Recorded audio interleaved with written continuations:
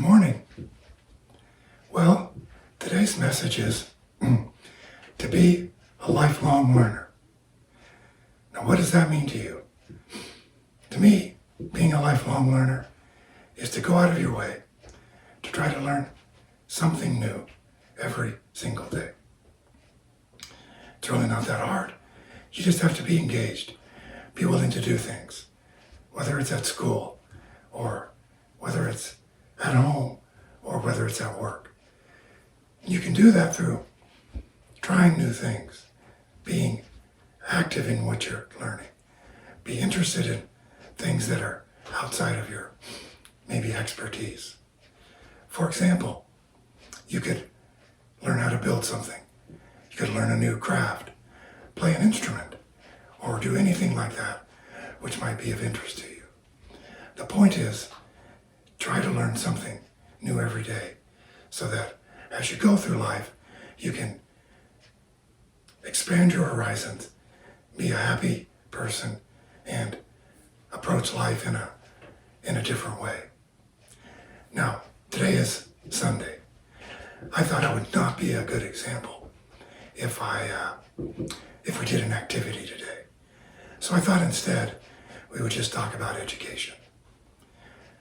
Most of you know, I think, that I spent some years as a teacher and as a high school principal. Well, years before that, I was also a student. I was a student for a long time. I spent a lot of time in school. But guess what? I loved school. School was fun to me. I always liked being there. And in all those years in school, I ended up with a diploma from my high school and seminary even. I got a Bachelor of Science diploma from the University of Alaska. A few years later, I got a Master of Business Administration diploma from the University of Washington. And then finally, I got a Juris Doctor degree diploma from Arizona State University. For some reason, the diplomas get bigger as you go up. I didn't know that. That was mostly because I loved school. I did well in school, and I liked being there. I was talented in that area. And here's the point.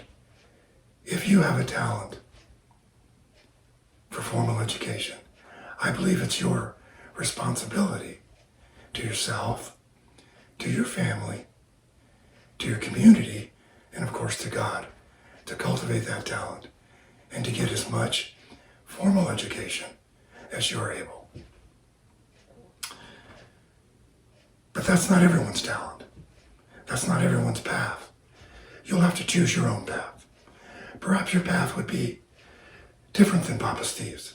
That's fine. There's many ways to go. You can go to university. You can go in a trade program. Perhaps you just want to be trained in a technology or a skill, like YouTubing or programming. Or perhaps you want to join the military. All of those paths, all of those venues will provide you a multitude of learning opportunities. So don't worry about which one right now. It'll become clearer to you as you get older. Now, statistically, because both your parents are high school graduates, you too, all of you, will attend at least some college or university. And that's okay. That's a good thing. It's a good place to start.